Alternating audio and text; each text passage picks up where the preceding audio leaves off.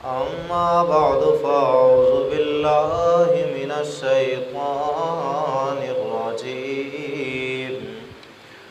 بسم الله الرحمن الرحيم.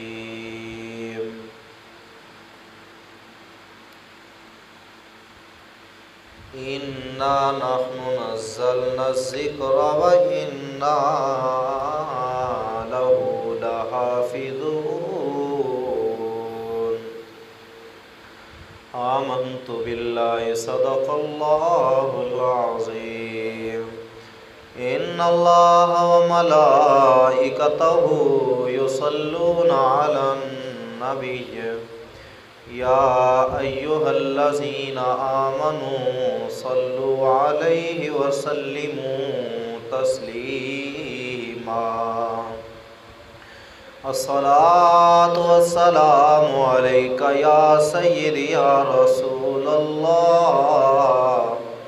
الصلاة والسلام عليك يا سيدي يا حبيب الله. الصلاة والسلام عليك يا سيدي يا رحمة للعالمين وعلى آلك وصحابك يا سيدي يا خاتم النبيين صلى الله تعالى علیہ وعلى آلہ وسلم. اسلام کی عظمت کے مینارے ہیں صحابہ، گر چاند محمد ہیں تو ستارے ہیں صحابہ. سنی کو دل و جان سے پیارے ہیں، ہم فخر سے کہتے ہیں ہمارے ہیں صحابہ. معزز بزرگو، السلام علیکم ورحمۃ اللہ وبرکاتہ. میں نے آپ کے سامنے قرآن مجید فرقان حمید کی جو آیہ مقدسہ تلاوت کرنے کا شرف حاصل کیا ہے. دعائے خالق کائنات مجھے حق سچ بیان کرنے کی توفیق عطا فرمائے. میرا پڑھنا، آپ کا سننا اپنی پاک بارگاہ میں قبول و منظور فرمائے. آپ جانتے ہیں کہ آج عید الاضحیٰ کا دوسرا یوم ہے اور مسلمان اپنے رب کی رضا کے لیے، رب تعالیٰ کی رضا کو حاصل کرنے کے لیے قربانیاں پیش کر رہے ہیں. دعائے خالق کائنات تمام عالم اسلام کی قربانیوں کو اپنی بارگاہ میں قبول و منظور فرمائے اور ان ایام کے صدقے خالق کائنات نظام مصطفیٰ صلی اللہ تعالیٰ علیہ وآلہ وسلم کا نفاذ پورے دنیا کے اندر فرمائے اور ہمیں وہ بہاریں دیکھنے کو نصیب ہوں کہ جب ہر گلی کے اندر، ہر کوچے کے اندر یا رسول اللہ یا رسول اللہ کی صدائیں لگ رہی ہوں. اور دعائے خالق کائنات جن احباب نے قربانیاں کی ہیں، خالق کائنات ان کو اپنی بارگاہ میں قبول و منظور فرما کر آخرت کے اندر ان کے لیے اجر عظیم عطا فرمائے. پیارے دوستو، میں نے جو آیہ کریمہ تلاوت کرنے کا شرف حاصل کیا ہے، آپ جانتے ہیں کہ کل ہمارا عید کا دن تھا اور جہاں پر مسلمان خوشیاں منا رہے تھے اور اپنے رب کی رضا کو پانے کے لیے جانوروں کی قربانیاں کر رہے تھے، وہیں پر ایک ملک ہے جس کا نام ہے سویڈن. اس کے اندر عید کے روز مسجد کے بالکل سامنے کھڑے ہو کر ایک شخص نے قرآن پاک کو جلا دیا. تو اس فعل کبیح سے مسلمانوں کو دل چھلنی ہوئے، کیونکہ ہم وہ محمد عربی کے غلام ہیں، نہ تو ہم شاعر اسلام کی کسی گستاخی کو برداشت کرتے ہیں اور نہ ہی ہم قرآن پاک کی گستاخی کو برداشت کرتے ہیں، اور نہ ہی ہم جو اللہ کے مقرب بندے ہیں ان کی گستاخی کو برداشت کرتے ہیں، اور نہ ہی ہم انبیاء کرام کی گستاخی کو برداشت کرتے ہیں، اور نہ ہی ہم اپنے رب تعالیٰ کی شان کے اندر جو گستاخی کرے اس کو برداشت کرتے ہیں۔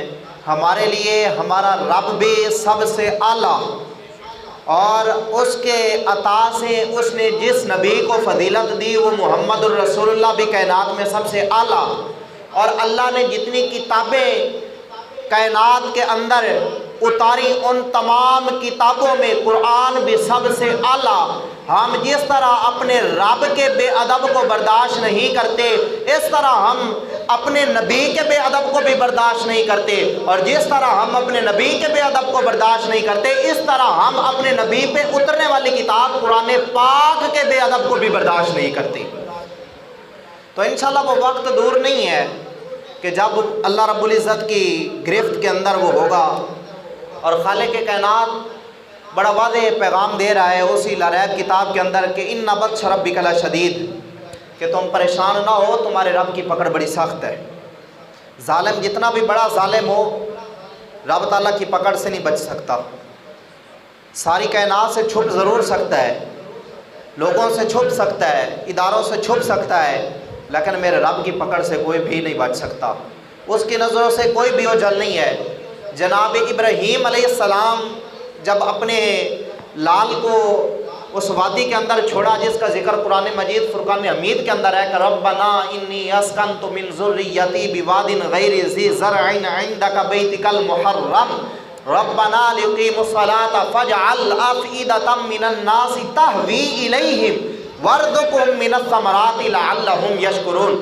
جب حضرت ابراہیم علیہ السلام نے اپنے لال کو اور اپنی بیوی کو اس میدان کے اندر چھوڑا جس میدان کو جنگل کا تب نام دیا جاتا تھا، اور آج وہ مکہ المکرمہ ہے جہاں کعبۃ اللہ ہے، وہاں پر جب چھوڑا نا تو آپ جب چھوڑ کر واپس پلٹنے لگے، میں نظر کی بات کر رہا ہوں کہ چھپ کوئی نہیں سکتا، حضرت ابراہیم علیہ السلام رب تعالیٰ کی بارگاہ میں تب دعا کر رہے ہیں ربنا انی اسکنت من ذریتی، کہ اے میرا رب میں یہاں پر اپنی اولاد میں سے چھوڑ کر جا رہا ہوں۔ اب اس جملہ کے اندر بڑی قابل توجہ بات ہے، بھی حضرت ابراہیم علیہ السلام کا تو پتر ہی ایک ہے، حضرت ابراہیم علیہ السلام کا اس وقت بیٹا ایک ہے، آپ فرماتے ہیں من ذریتی، اپنی اولاد میں سے چھوڑ کر جا رہا ہوں۔ بھئی اولاد میں سے تو تب ہوتا ہے نا جب کوئی 4-5 ہوں، پھر بندہ کہتا ہے میرے اینا پتران دے وچوں آئے پتر، تو جدو ہوئے ہی ایک تو پھر آکھا جاوے اپنی اولاد وچوں، یہ مطلب ہے وچ کوئی گل تو ہو رہا ہے، گل وچ ہو رہا ہے۔ ربنا انی اسکنت من ذریتی، میں اپنی اولاد میں سے چھوڑ کر جا رہا ہوں۔ اے پیارے ابراہیم، بیٹا آپ کا ایک ہے، آپ کہیں میں اپنے بیٹے کو چھوڑ کر جا رہا ہوں، آپ یہ کیوں کہہ رہے ہیں کہ میں اپنی اولاد میں سے چھوڑ کر جا رہا ہوں؟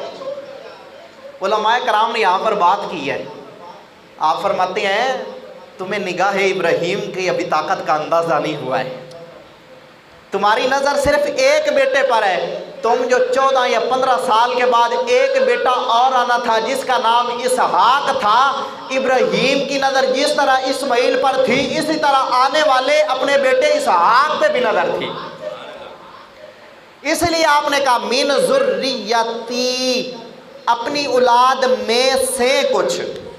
اور یہاں پر بات نکل آئی، آگے تھوڑا چلے تو آپ فرماتے ہیں غیر ذی زرع عندک بیتک المحرم، میں تیرے حرمت والے گھر کے پاس چھوڑ کر جا رہا ہوں۔ میں نے کل بھی بات کی تھی کہ وہاں پر کعبۃ اللہ تو تھا نہیں، دیواریں تھی موجود نہیں، یعنی جس طرح ایرا رکھے ہوتا ہے اس طرح کوئی نشان نہیں سن، زمین دے اندر سی، اتنے زمین سی، ایرے اندر سن، دیواراں اندر سن، باہر نظر نہیں آ رہی نے، لیکن ابراہیم علیہ السلام عرض کر دے نے اللہ میں تیرے اس حرمت والے گھر کے پاس ان کو چھوڑ کر جا رہا ہوں، میں اپنی اس اولاد کو، اپنی بیوی کو تیرے اس حرمت والے گھر کے پاس چھوڑ کر جا رہا ہوں۔ یہ نگاہ ابراہیم کا کمال ہے کہ سامنے نظر نہیں آ رہا، لیکن پھر بھی وہ دیکھ رہے ہیں کہ زمین کے اندر یہاں پر کعبۃ اللہ ہے۔ اور پھر آگے چلے، آگے بات یہاں پر بھی ختم نہ کی، پھر آگے چلے، آپ عرض کرتے ہیں اللہ میں ان کو وہاں پر چھوڑ کر جا رہا ہوں جہاں تیرا حرمت والا گھر ہے، لِيُقِيمُوا الصَّلَاةَ فَاجْعَلْ أَفْئِدَةً مِّنَ النَّاسِ، یا اللہ میں ان کو چھوڑ کر اس لیے جا رہا ہوں تاکہ یہ یہاں پر نماز قائم کریں، اور تو لوگوں کے دل ان کی طرف پھیر دے، لوگوں کے دل ان کی طرف پھیر دے، تَحْوِي إِلَيْهِمْ وَارْزُقْهُمْ، اور ان کو پھال دے۔ وہاں پر تو پانی بھی نہیں تھا۔ ابراہیم علیہ السلام فرماتے ہیں وَارْزُقْهُمْ، ان کو پھل دو۔ وہاں پر تو پانی نہیں تھا، پانی کیوں نہیں مانگا؟ پھل مانگ لیا، پانی کیوں نہیں مانگا؟ تو جو ہے آپ کی بھئی ابراہیم علیہ السلام دعا جو کر رہے ہیں وہاں پر نہ پھل ہے نہ پانی ہے، چاہیے تو یہ تھا دونوں دعائیں کرتے، اللہ ان کو پھل بھی دے ساتھ پانی بھی دے، لیکن آپ نے پانی نہیں مانگا، پھل مانگ لیا۔ اے پیارے ابراہیم جی یہ کیا بات ہوئی، دونوں چیزیں مانگتے؟ جواب ملتا ہے، علماء کرام فرماتے ہیں خاموش ہو جاؤ، یہ تو تمہاری اور میری بات ہے نا کہ تم کہتے ہو ابراہیم نے ایک چیز مانگی ایک چیز رہنے دی۔ آپ فرماتی ہیں ابراہیم کو تو پتہ تھا یہ تو میرے بیٹے اسماعیل کی ایڑی کام کر جائے گی۔ فرمایا جس پانی کی بات کر رہے ہو وہ پانی تو میرے اسماعیل کی ایڑی کا منتظر ہے، اسماعیل نے ایڑی مارنی ہے، پانی نکل آنا ہے، پانی تو وہاں سے مل جانا ہے، راہ رزق اس کی دعا میں مانگ رہا ہوں کہ اللہ ان کو پھل عطا فرما دے۔ تو یہاں پر اس آیت مقدسہ کے اندر تین باتیں ہیں، ایک کہ اپنی اولاد میں سے کچھ، دوسرا تیرے حرمت والے گھر کے پاس، اور تیسرا ان کو پھل عطا فرما۔ حالانکہ یہ تینوں چیزیں وہاں پر نہیں تھی، لیکن ابراہیم علیہ السلام کی نظر سے یہ تینوں چیزیں غائب نہیں تھی، دیکھ رہے تھے ابراہیم علیہ السلام۔ جب ابراہیم علیہ السلام کی نگاہ کا یہ کمال ہے تو پھر آپ ایمان سے بتائیے میرے کریم آقا صلی اللہ علیہ وسلم کی نگاہ کا کیا کمال ہوگا؟ یہ تو بڑی بات ہوئی نا۔ یہاں پر حضور صلی اللہ تعالیٰ علیہ وسلم کے پاس ابو جہل آ جاتا ہے، ابو جہل آ جاتا ہے، عرض کرتا ہے حضور اگر آپ بتائیں نا کہ میری مٹھی کے اندر کیا ہے تو میں آپ کو نبی مان لوں گا، اگر آپ بتا دیں نا کہ میری مٹھی کے اندر کیا ہے تو میں آپ کو نبی مان لوں گا۔ یہاں سے ایک بات یہ بھی پتہ چلتی ہے کافر بھی جانتے تھے نبی غیب جاننے والا ہوتا ہے، کافر بھی یہ جانتے تھے کہ نبی غیب جاننے والا ہوتا ہے، یعنی جو چیز نظر نہ آئے نبی وہ بھی جانتا ہے۔ اگر کافر کو اتنا علم ہے کہ نبی وہ ہوتا ہے جو چیز سامنے نہ ہو وہ اس کو بھی جانتا ہے، اگر کافر کا اتنا پختہ عقیدہ ہے تو جو آج کا نام لیا مسلمان کہتا پھر رہا ہے کہ نبی کو دیوار کے پیچھے کا علم نہیں، اس کو کس کھاتے میں ڈالیں؟ حضرت ابراہیم علیہ السلام کی نظر وہ ادھر آئے جی میرے مصطفیٰ صلی اللہ علیہ وسلم کا مقام۔ ابو جہل کہتا آپ بتائیں نا میری مٹھی کے اندر کیا ہے، آپ بتا دیں تو میں آپ کو نبی مان لوں گا۔ آگے بھی تو پھر حضور تھے، حضور ہے، حضور نے فرمایا یہ بتا مٹھی میں بتاؤں یا مٹھی کے اندر والی چیز بتائے، یہ بتا میں بتاؤں یا تیری مٹھی کے اندر جو چیز ہے وہ بتائے۔ ابھی یہ بات کرنا ہی تھی، ابو جہل کے جو مٹھی کے اندر کنکر تھے انہوں نے گواہی دینا شروع کر دی لا الہ الا اللہ محمد الرسول اللہ۔ یہاں پر کنکر خود بول رہے ہیں، حضور نے یہ نہیں فرمایا تیری مٹھی کے اندر کنکر ہیں اور تو ان کو چھپا کر میرے پاس آ گیا ہے، یہ لا میں نے تجھ کو بتا دیا ہے، بلکہ فرمایا اب تیری مٹھی والی چیز ہی بتائے گی کہ تیرے اندر ہے کیا۔ اور جب انہوں نے بتایا پھر تھا تو کافر، ماننا تو کیا تھا، ایسے تو نہیں ابو جہل بنانا جہلوں کا پیو۔ تو پھر جب میرے کریم آقا صلی اللہ تعالیٰ علیہ وسلم کے ساتھ رکھنے والے پتھر جو نسبت رکھتے ہیں، اگر ان کا یہ کمال ہے کہ وہ بھی محمد کو جانتے ہیں کہ محمد اتنی شان والا ہے، تو پھر آپ یقین جانیے زمین و آسمان کے اندر وہ کون سی چیز ہوگی جو میرے محمد کو نہیں جانتی ہوگی۔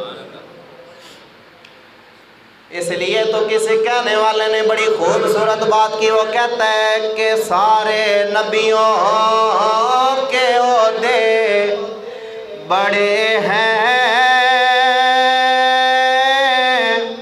پر میرے آقا کا منصب جدا ہے۔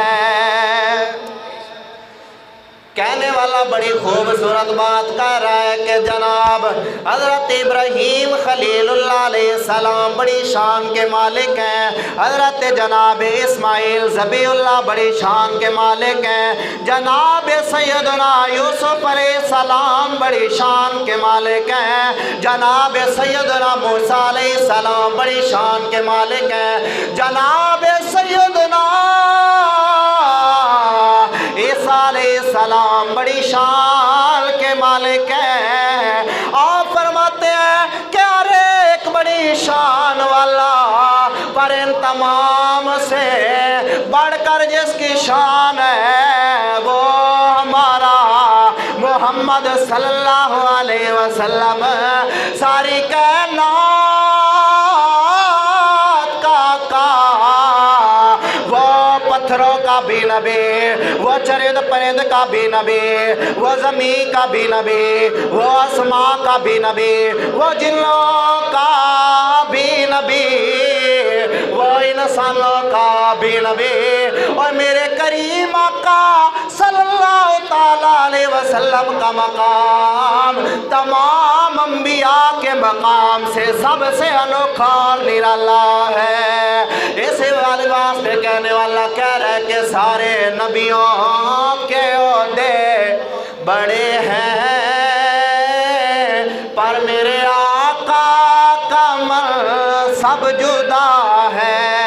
عرض کرتے ہیں سارے نبیوں کے عہدے بڑے ہیں، بڑے ہیں، پر وہ کہتا ہے جو میرے آقا کا مقام ہے نا وہ کیا ہی بات ہے، سبحان اللہ۔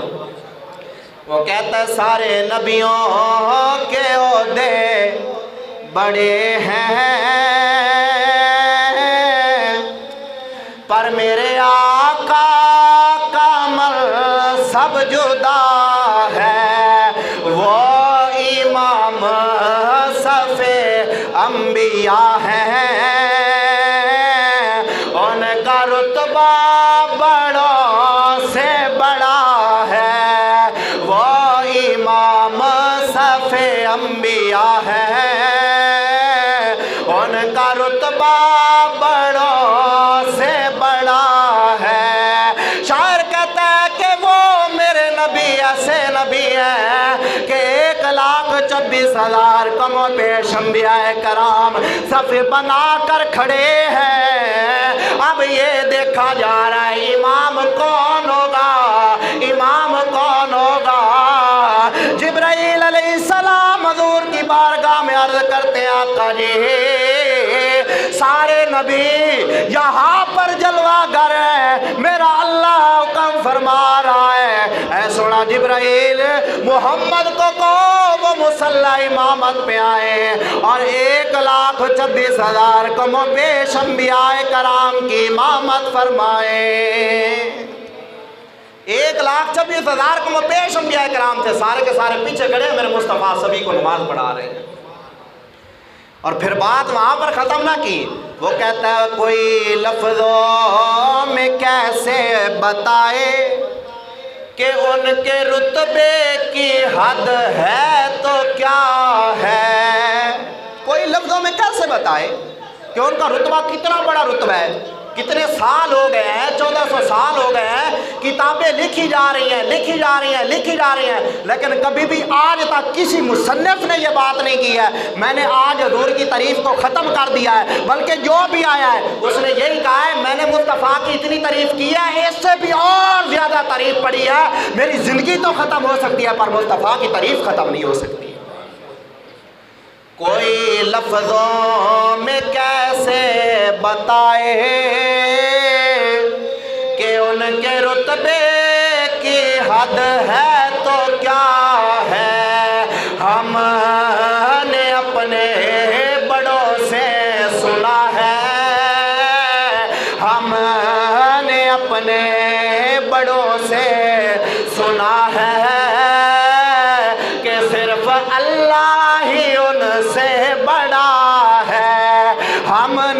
अपने हमने अपने बड़ों से सुना है, हमने दाता अली हजवेरी से सुना, हमने बाबा फरीदुद्दीन से सुना, हमने ख्वाजा नूर मोहम्मद मारवी अलैहिर्रहमा से सुना, हमने ताजुद्दीन सरकार से सुना, हमने जनाब मौला अली से सुना, हमने जनाब सैयदना उस्मान गनी से सुना, हमने जनाब सैयदना उमर फारूक से सुना, हमने हजरत अबू बकर सदीक से सुना, हमने जनाब जिब्राइल से सुना, हमने अपने रब से सुना कि सोनिया तेरा हर आने वाला वक़्त पहले वक़्त से बेहतर होगा।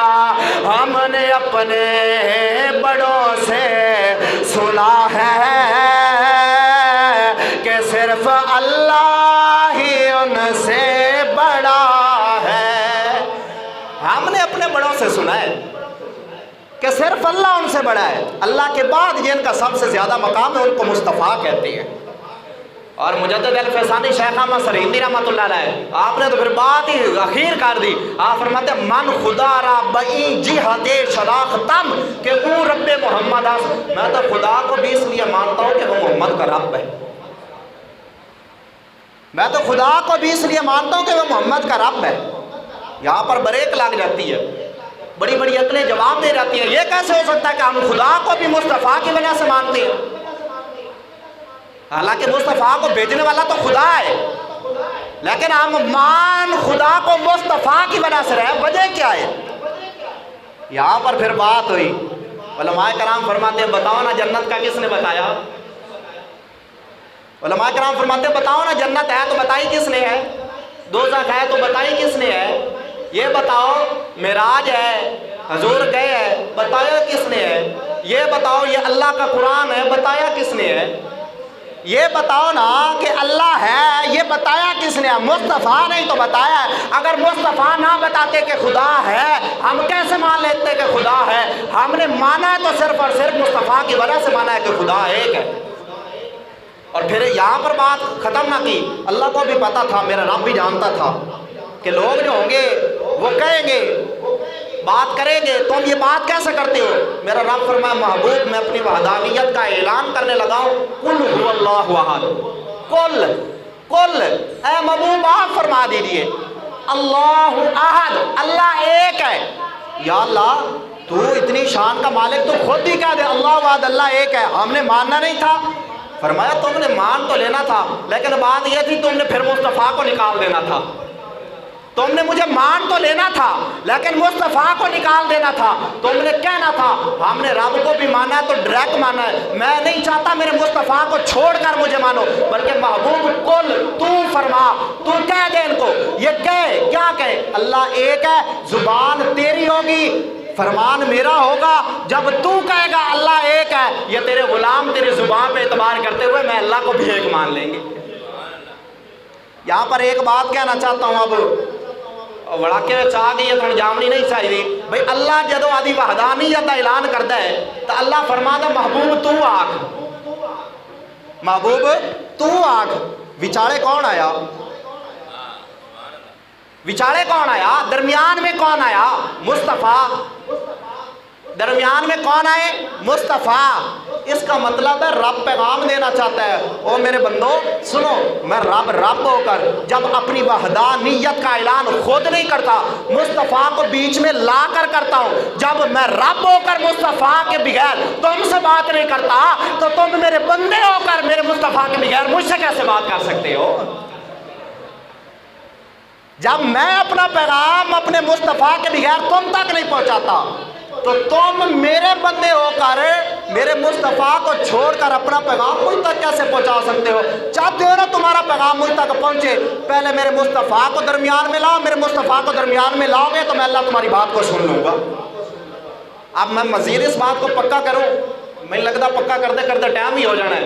हज़रत मोहम्मद मुस्तफ़ा सल्लल्लाहु अलैहि वसल्लम ने फरमाया कि तुम जब दुआ करो अल्लाह की बारगाह में मांगो, पहले मेरी ज़ात पर दरूद पढ़ा करो। हदीस पाक है बकायदा, मेरी ज़ात पर पहले दरूद पढ़ो फिर दुआ मांगो। हजूर ने फरमाया बाद औक़ात ऐसा होता है تمہاری دعائیں جب پہنچتی ہیں نا اللہ کی بارگاہ میں تو زمین اور آسمان کے درمیان معلق ہو جاتی ہیں. معلق کا مطلب لٹک جاتی ہیں, نہ وہاں پہنچتی ہیں نہ یہاں, درمیان میں اٹک جاتی ہیں, معلق ہو جاتی ہیں, لٹک جاتی ہیں. اگر تم چاہتے ہو نا کہ تمہاری جو دعائیں ہیں وہ رب تعالیٰ کی بارگاہ میں پہنچ جائیں, پھر پتہ کرنا کیا ہے؟ جی مصطفیٰ جی آپ فرمائیں کیا کرنا ہے؟ فرمائیں میری ذات پہ درود پڑھ لیا کر, میری ذات پہ درود پڑھ لیا کر. یا رسول اللہ آپ کی ذات پر درود پڑھے پھر کیا ہوگا؟ فرمایا جب تم میری ذات کے بغیر, درود پڑھے بغیر دعا مانگو گے, ہو سکتا ہے رب تمہاری دعا کو قبول نہ کرے اور تمہاری دعا زمین اور آسمان کے درمیان معلق ہو جائے. فرمایا جب تم میری ذات پر درود پڑھ کر دعا کرو گے تو تمہاری دعا زمین اور آسمان کے درمیان معلق نہیں ہوگی بلکہ سیدھا رب تعالیٰ کی بارگاہ میں جا پہنچے گی. اگر مصطفیٰ کی ذات پہ درود پڑھ کر دعا کریں, وہ دعا بیچ میں نہیں رہتی, تو مصطفیٰ کو مان کر خدا تک پہنچنا چاہیں کیا ہم ایسے یہاں پر رہ جائیں گے؟ انشاءاللہ ہمارا وہاں پر بھی بیڑا پار ہوئے گا, صدائیں تو آئیں گی, ہماری بھی صدا آئے گی. کون ہو؟ ہم کہیں گے ہم مصطفیٰ والے ہیں. تو وہاں پر تو انداز ہی نرالے ہوں گے, کسی کو کسی نام سے, کسی کو کسی نام سے. حضور فرماتے ہیں المرء مع من احبا, جس کو جس سے پیار ہوگا قیامت کے دن وہ اسی کے ساتھ ہوگا. ہم تو وہاں پر یہی کہیں گے, یہاں پر پیار کرتے نہیں ہیں. مسجد جامعہ فریدیہ کے اندر بیٹھ کر عید کا دوسرا روز ہو, یہاں پر مصطفیٰ کی باتیں کر رہے ہو, قیامت کا دن ہو, صدا تو لگ رہی ہے نا, آؤ کس سے پیار کرتے ہو؟ یہ مسجد بھی گواہی دے گی. یا اللہ جی یہ تو وہ تیرے محبوب کے غلام ہے جو مسجد فریدیہ کے اندر بیٹھ کر تیرے نبی کی ذات پر درود بھی پڑھتے تھے, تیری نبی کی ذات پر سلام بھی پڑھتے تھے, اور تیرے نبی کی ذات کے چرچے بھی کیا کرتے تھے. تو پھر میرے مصطفیٰ فرماتے ہیں المرء مع من احبا, جس کو جس سے پیار ہوگا وہ قیامت کے دن اسی کے ساتھ ہوگا. پھر بتاؤ نا ہمارا نام کس کے ساتھ آئے گا؟ کسی لنڈے کے انگریز کے ساتھ آئے گا؟ کسی دنیا دار کے ساتھ آئے گا؟ کسی اداکار کے ساتھ آئے گا؟ کسی فنکار کے ساتھ آئے گا؟ نہ اداکار کے ساتھ آئے گا, نہ کسی فنکار کے ساتھ آئے گا. ہمارا نام آئے گا تو محمد الرسول اللہ کے ساتھ آئے گا. کیونکہ ہم یہ کہتے ہیں کہ چنگیا چنگیا نال ساڈا پیار ہے, چنگیا چنگیا نال ساڈا پیار ہے, چنگیا چنگیا نال ساڈا پیار ہے, انشاءاللہ ساڈا بیڑا پار ہے, انشاءاللہ ساڈا بیڑا پار ہے. آؤ میرے کریم آقا کے غلاموں میں مزید اس بات کو پکا کر دو. آپ سے کوئی بار جا کر پوچھ سکتا ہے مولانا کی تقریر سن کر آئے ہو, بتاؤ آج مسئلہ کیا ملا؟ آج ہی اس نے بتایا ہے کہ اگر تم اللہ تک پہنچنا چاہتے ہو پہلے مصطفیٰ تک پہنچو. بتاؤ دلیل کہاں سے دی, کہاں سے بتایا؟ تم خاموش ہو کر کھڑے نہ ہو جانا, تیسرا سپارہ ہے اٹھا کر اس کے سامنے رکھ دینا, آدھا نکالنا. اللہ بیان فرما رہا ہے میرا سونا حبیب, قل ان کنتم تحبون اللہ فاتبعونی یحببکم اللہ.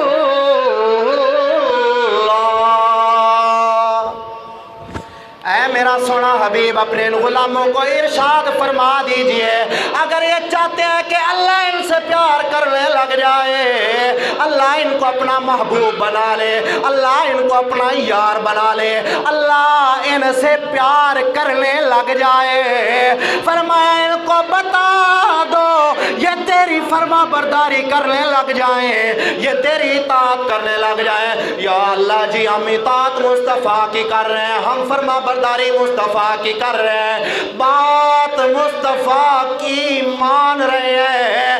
یا اللہ جی بات مصطفیٰ کی مان رہے ہیں، لیکن تو ہمیں کیا دے گا؟ میرا رب فرماتا ہے تمہاری یہ خواہش ہے کہ میں اللہ تم پہ راضی ہو جاؤں۔ نمازی نماز پڑھنے کے بعد کہتا اللہ میرے نال پیار کر، حج کرن تو بعد آکھدا ہے اللہ میرے نال پیار کر، زکوٰۃ دینے والا زکوٰۃ دینے کے بعد عرض کرتا ہے اللہ مجھ سے پیار کر۔ فرمایا ہر ایک کی تمنا یہ ہے کہ میں اللہ اس سے پیار کرنے لگ جاؤں۔ او کائنات والو تم چاہتے ہو کہ میں اللہ تم سے پیار کروں تو پھر ایسا کرو میرے مصطفیٰ کی بات کو ماننا شروع کر دو، میرے مصطفیٰ کی اطاعت کرنا شروع کر دو۔ فرمایا میرے مصطفیٰ کی اطاعت کرو گے میں اللہ تم سے پیار کرنے لگ جاؤں گا۔ یحببکم اللہ، مضارع کا صیغہ ہے یحببکم اللہ۔ مضارع کے اندر دو زمانے پائے جاتے ہیں، ایک زمانہ حال، ایک زمانہ استقبال، یعنی ایک موجود والا تے ایک آون والا، دو زمانے مضارع وچ پائے جاندے ہیں۔ رب تعالیٰ فرمانا چاہتا ہے او میرے محمد دے غلاموں، ہو سکتا ہے کوئی 1400 سال تو بعد مولوی اٹھتے کھڑا ہو جائے اے پیکج تے حضور دے انہاں غلاماں واسطے آ جڑے حضور دے نال رہندے آئے۔ یہ بات تو ان کے لیے ہے جو حضور کے ساتھ رہتے تھے، اب وہ مسئلہ نہیں ہے۔ رب تعالیٰ نے فرمایا میں صیغہ ہی ایسا استعمال کروں گا، میں بات ہی ایسی بیان کروں گا۔ جب کوئی بندہ کہے گا یہ اون والوں کے لیے، اس کو کہنا عربی جانتا ہے تو پھر مجھے بتانا مضارع کے اندر زمانے کتنے پائے جاتے ہیں۔ جب وہ تمہیں کہنا دو پائے جاتے ہیں اس کو پھر کہنا عقل کا علاج کرا۔ جب اللہ فرما رہا ہے میں اب بھی پیار کرتا ہوں اور جو مصطفیٰ سے پیار کرے گا میں اس سے بھی پیار کرتا ہوں۔ مصطفیٰ سے پیار کرنے والے وہ تھے جو اب کر رہے ہیں، یہ محمد عربی کے غلام ہیں، اور جو ان سے پیار کرتا رہے گا قیامت تک، جو ان سے پیار کرتا رہے گا میرا اللہ بھی اس بندے سے پیار کرتا رہے گا، میرا اللہ بھی اس سے پیار کرتا رہے گا۔ یہ ہے، یہ مسئلہ بتایا کس نے ہے؟ قرآن نے۔ یہ مسئلہ بتایا کس نے ہے؟ قرآن نے۔ تو آج اسی قرآن کو کل جناب عید والے دن جلا دیا جائے، ہائے پھر مسلمانوں کے دل تو چھلنی ہوتے ہیں نا۔ آج ہمارے مسلمان کو یہ بھی نہیں پتا، ہر بات جانتا، یہ نہیں پتا کہ آج ہمارے اسلام کے ساتھ ہو کیا رہا ہے، آج دین اسلام کے ساتھ مذاق کیا کیا جا رہا ہے۔ میں نے بات کسی اور موضوع پہ کرنی تھی، لیکن جب سے مجھے وہ پتہ چلا کہ سویڈن کے اندر انہوں نے پہلے بھی چند دن پہلے بھی اسی طرح قرآن پاک کو جلایا تھا، ہم نے یہاں پر جمعہ بالکل پڑھایا تھا اور مجھے اچھی طرح سے یاد ہے میں نے جمعہ قرآن کی شان پہ پڑھایا تھا تب، اور آج پھر کل والا جو دن تھا ہم یہاں پر عید وہاں پر ہوئی، عید پڑھ کر جب لوگ واپس پلٹنے لگے نا تو ایک شخص نے وہاں پر قرآن پاک کو مسجد کے بالکل سامنے یوں اٹھا کر آگ لگا دی، قرآن پاک کو آگ لگا دی، ان کو کوئی پوچھنے والا ہی نہیں ہے۔ میں نے کل ایک جگہ دیکھا تھا سوشل میڈیا کے اندر کہ ایک بندہ تھا، اس نے کہا جی بندہ کسی غالباً کسی ملک دا صدر سی، میرے ذہن میں نہیں ہے کیڑا سی، اس نے مذمت کی تھی، غیر مسلم سی، اس نے مذمت کی ہے کہ یہ مسلمانوں کا ایک بڑا ہی مقدس قرآن ہے، اس کو وہ بڑی مقدس کتاب جانتے ہیں، تم اس کی بے ادبی نہ کرو۔ نیچے کسی مسلمان نے لکھا ہوا تھا، دیکھیں جی ان کو بھی پیسہ مل گیا، نیچے کسی نے لکھا ہوا تھا، کیا ہماری یہ مسلمان ہیں؟ ہم یہ مسلمان رہ گئے ہیں کہ کافر جو ہے وہ کہیں کہ انہوں نے جناب غلط کیا ہے، اور آج کا مسلمان نام نہاد مسلمان، میں مجھ کو مسلمان ہی نہیں کہتا، نام نہاد مسلمان، صرف نام کا مسلمان ہے۔ میں ڈاکٹر اقبال کے شعر سے اس بات کو پکا کرتا ہوں۔ ڈاکٹر اقبال فرماتے ہیں وضع میں ہو تم نصارا تو تمدن میں ہنود، یہ ہیں وہ مسلمان جنہیں دیکھ کر شرمائیں یہود۔ اور ڈاکٹر اقبال نے دوسرے مقام پر فرمایا زبان سے کہہ بھی دیا لا الہ تو کیا حاصل، زبان سے اگر تو نے کلمہ پڑھ لیا تو مسلمان ہو گیا، زبان سے کہہ بھی دیا لا الہ تو کیا حاصل، دل و جاں مسلمان نہیں تو کچھ بھی نہیں۔ ڈاکٹر اقبال فرماتے ہیں اگر تیرا دل مسلمان نہیں ہے نا تو پھر تو مسلمان ہی نہیں ہے۔ ہاں مسلمان ہوگا کب؟ آپ فرماتے ہیں نماز اچھی، روزہ اچھا، حج اچھا، زکوٰۃ اچھی، مگر میں باوجود اس کے مسلمان ہو نہیں سکتا، نہ جب تک کٹ مروں میں خواجہ بطحا کی عزت پر، خدا شاہد ہے کامل میرا ایمان ہو نہیں سکتا۔ ہم ان لنڈے کے انگریزوں کو بتانا چاہتے ہیں کان کھول کر سن لو، وقت آنے والا ہے، وہ وقت آنے والا ہے جب تمہارے جیسے گستاخوں کے سروں کو کچل دیا جائے گا. جب تمہارے جیسے گستاخ سر اٹھائیں گے تو وہ جناب سکھ کا سانس نہیں لیں گے. ہمارے مسلمانوں کی تاریخ اٹھا کر دیکھ لو. حضرت ابو بکر صدیق رضی اللہ تعالیٰ عنہ سے لے کر غازی ممتاز حسین قادری تک، غازی علم الدین تک، غازی عبد القیوم تک، جب بھی دیکھو مسلمانوں کے کسی بھی تہوار پر کسی نے حملہ کیا یا نبی کی ذات پہ حملہ کیا تو جناب پھر وہ مالدار بھی نہ ہو، وہ پیسے والا بھی نہ ہو، وہ غازی علم الدین درخانوں کا پتر ہو، میدان کے اندر آ کر اس راجپال کی گردن کو اڑا کر کائنات والوں کو میسج دیتا ہے، کان کھول کر سن لو، ہم سب کچھ برداشت کر سکتے ہیں پر اپنے محمد عربی صلی اللہ علیہ وسلم کی گستاخی کو برداشت نہیں کر سکتے. اللہ اکبر، یا رسول اللہ، حق جاریہ، یا علی، زندہ آباد زندہ آباد زندہ آباد زندہ آباد زندہ آباد زندہ آباد. سر تن سے جدا، سر تن سے جدا، سر تن سے جدا، سر تن سے، سر تن سے جدا، سر تن سے، سر تن سے جدا، سر تن سے جدا. وہ مائیں ابھی 5 نہیں ہوئی ہیں. سوری میں نے آپ کے 5 منٹ زیادہ لے لی ہیں. ناراض اگر کوئی ہو تو میں اس سے پہلے معذرت کر رہا ہوں. میں نے اپنے لیے نہیں لیا، میں قرآن کی بات کر رہا ہوں. اگر وہ سمجھتے ہیں نا کہ ماں کی گودیں 5 ہو گئی ہیں، غازی علم الدین جیسے آنے والے بند ہو گئے ہیں، تو وہ پریشان نہ ہو.